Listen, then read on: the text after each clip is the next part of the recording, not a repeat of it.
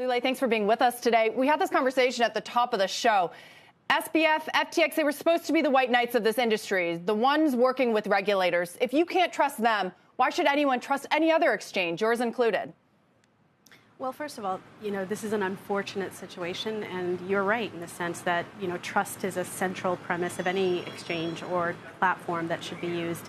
I mean, I think that ultimately context matters, and I do think that we should let this sort of dust settle before we get into the vitriol of what happened here. But ultimately, there are plenty of exchanges, just like ours, and platforms that secure their customers' assets, that don't, do segregate assets, do not commingle, have one-for-one dollar positioning. So I think that it would be a mistake to try to color everything under two players, albeit very consequential players. What context do we need, though, beyond a lack of transparency here? And why can we just believe that others are better? Lule, you have a global business as well, right? How can investors and your customers be confident that you're not over-leveraged there and that could affect your U.S. business? So let's just be clear, we do not offer leverage on our platform. We don't use leverage. We don't lend our customers assets. And one of the things that has been beneficial for us in the U.S. is that we are a multi-regulated platform. So we have a broker-dealer that is governed and overseen by SEC and FINRA. We have state licenses and state regulators. So it's a highly regulated environment. However, what we are missing is a central thesis, so national regulation, which I do agree is necessary for standardization and for leveling the playing field, as you say, to create transparency. I think the key will be, though, not to let the vitriol be the driver of that regulatory structure, because that will only drive crypto offshore, which is not going to be a form of safety for U.S. investors. You talked about all those regulations in the U.S., but what are the checks on your international business? We are regulated in over 12 different regulatory structures. eToro is one of the most sophisticated risk-managed firms globally.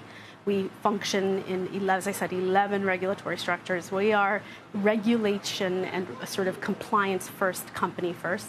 Our risk management is very sophisticated, and so ultimately, we think that that is the only way to have an enduring platform and business globally as well as in the U.S. Lule, I guess that's my question about this market and about businesses like eToro is how much are you reliant on, even indirectly, the hype around cryptocurrencies, the dollar value of cryptocurrencies, the availability of multiple coins, right? Because as consumers, retail investors lose some trust in the overall narrative about crypto changing everything in the near term, do they migrate to more traditional exchanges where they might find some security?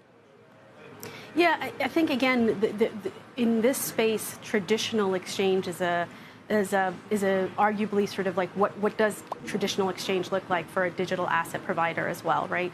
I think it's the model that matters. Do they have a sophisticated risk management structure? Do they commingle customer assets? Do they have other regulatory obligations, right? The fact that I'm regulated as a broker-dealer influences how we run the business at large, right? So I think that those sort of like check balance questions are important, and I do not believe that all players are colored the same way.